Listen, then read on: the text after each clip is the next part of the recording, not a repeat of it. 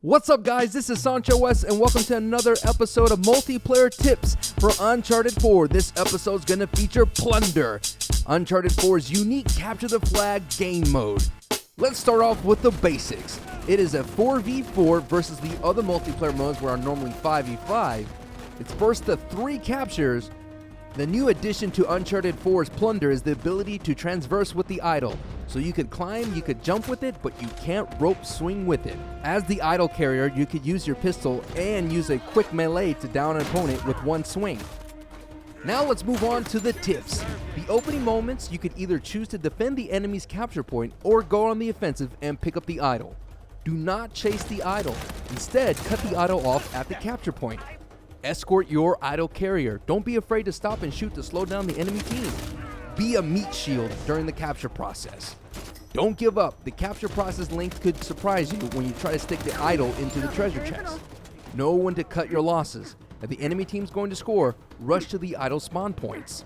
After you score, it's okay to die because the spawn sometimes puts you close to the idol spawn or near a defense opportunity. Command your choke points. Your capture zone has choke and access points. It's important to control them during your capture attempt. Throw your idol. This classic strategy is still king. The idol travels faster than you do. If you create an assembly line of players, you can capture the idol very quickly. Don't knock out the enemy. Those seconds while they're on the floor is paramount. It's okay to let the idol respawn. Defend the enemy team from resetting their timer if it's close to their capture point. Neutralize their map advantage. Revive. It's important to keep your teammates standing. There's only 4 of you and there's a lot of the map to cover. Keep your teammates alive and you're sure to win. Also, you get $100 per revive, and that's a lot of money in this game mode. Let's move on to essential gear. Grenades are great for defense and last-minute saves. Mines and C4s are fantastic for defense and especially last-minute saves. Mines are always perfect for cutting off choke points. Smoke bombs are necessary for masking movements such as picking up the idol, but it's amazing during the offensive phase when you're trying to capture. Going back to the point of reviving, revive packs are clutch. Keeping your teammates alive is a must. Not only keeping them up for coverage reasons, but also gives you $100. On to the heavy weapons. Rocket launcher or the RPG in the China Lake grenade launcher comes in handy for destroying meat shields and those last minute saves. On to mysticals. The Wrath of El Dorado is utilized by clearing out team fronts.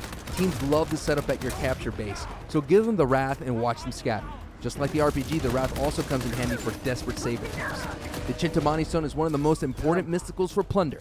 Keeping your team alive is a must. There's only 4 of you. Again, I cannot stress that point. There's only 4 of you, and the maps are huge. The respawn points try to help you, but keeping your teammates on your feet, must for a victory. The Spirit of the Djinn is perfect for getting back into the battle after a death.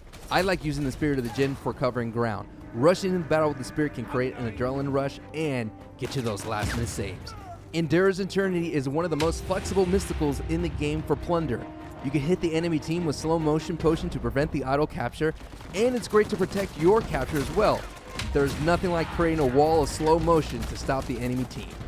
Moving on to the sidekicks. One of the most important things, guys, is you cannot place sidekicks in the enemy's capture zone. First, let's talk about the Brute. The Brute creates mass chaos.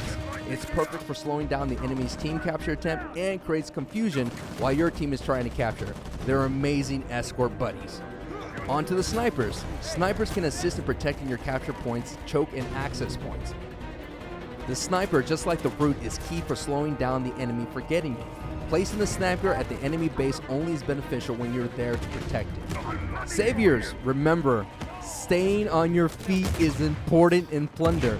So this sidekick creates a lot of second chances. Last but not least, let's talk about the boosters that I recommend. Helping Hand, again, revive. Marking, it's great to see where the enemies are heading and gets you some extra cash. Down but not out allows your teammates to pick you up. Cash Strip is nice to have because this mode does not have any pickup treasures, so you're going to need as much cash as possible. Explosive Awareness lets you know if there's any mines or C4s along your way. And one of my favorites, Combat Revive. It comes into the clutch when you're trying to pick up your teammates when there's a lot of chaos breaking down. Here are a couple of clips from my Twitch stream, twitch.tv/AnshaWest, showing you everything, how it could come together for you while you're playing Plunder if you follow these tips. Enjoy. Come on, show some backbone. Yes.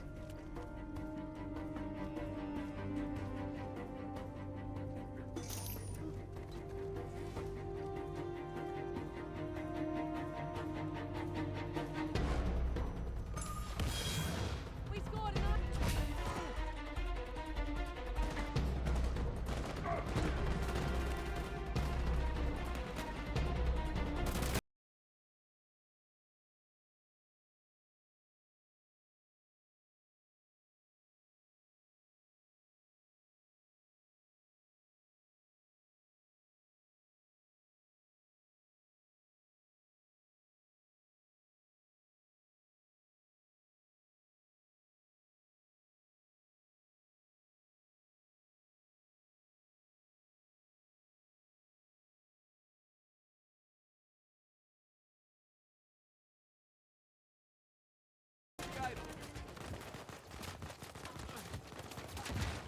Ooh, gotcha, didn't